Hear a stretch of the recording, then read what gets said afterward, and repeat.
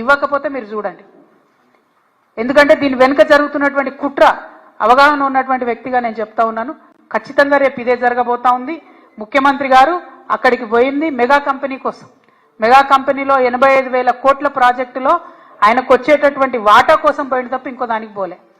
ఇంకొక మాట, central water commission, Godavari river management board, Polavaram project authority ఇవన్నీ కూడా Banakacherla project pre feasibility report అని ఉంటుంది, దాన్ని రిజెక్ట్ చేసినాయి.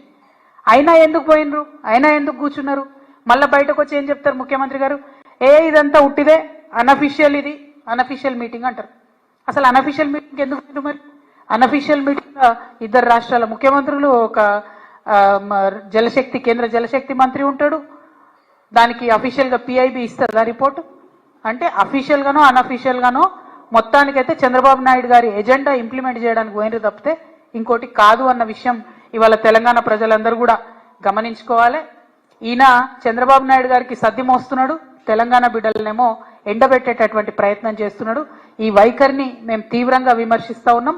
మేము తెలంగాణ జాగృతి నుండి మీ అందరికీ తెలుసు, ఇదివరకు ఉమ్మడి ఆంధ్ర రాష్ట్రంలో ఉన్నప్పుడు కూడా పోలవరం ప్రాజెక్టు మీద న్యాయ పోరాటం చేసినాం. ఇవాళ మేము చూస్తున్నాం కాంగ్రెస్ పార్టీ తెలంగాణను ఫెయిల్ చేస్తున్నది. భారతీయ జనతా పార్టీ అయితే మాటనే మాట్లాడతలేదు.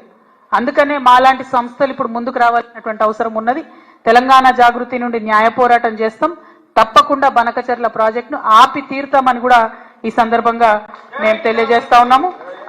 మరి తెలంగాణకు అన్యాయం జరుగుతుంటే మేకపోతు గాంభీర్యం ప్రదర్శించి ప్రజల్ని మోసం చేస్తున్నటువంటి ముఖ్యమంత్రి గారు ఖచ్చితంగా నేను రిజైన్ చేయాలని చెప్పి కోరుతా ఉన్నాను. అదేవిధంగా నేను ఇంకొక డిమాండ్ కూడా చేస్తున్నా. 21వ తారీఖు నుంచి పార్లమెంటు ప్రారంభమవుతా ఉన్నది. ఈ పార్లమెంటు సమావేశాలలో ఖచ్చితంగా అఖిల పక్షాన్ని తీసుకొని ముఖ్యమంత్రి గారు ఢిల్లీకి పోవాలి. ఒకటి బీసీ బిల్లు విషయం, 2 బనకచెర్ల విషయం, 2 కూడా సాధించుకొని రావాలని చెప్పి ముఖ్యమంత్రి గారిని నేను డిమాండ్ చేస్తా ఉన్నాను. మళ్ళొక్కసారి ఆంధ్ర ప్రజలకు, ఆంధ్ర ప్రాంత ప్రజలకు కూడా నేను రిక్వెస్ట్ చేస్తున్నా, ఇది కాంట్రాక్టర్ల కోసం, అవినీతి కోసం కట్టేటటువంటి ప్రాజెక్టు తప్పితే ప్రజా ప్రయోజనాల కోసం కట్టే ప్రాజెక్టు కాదు.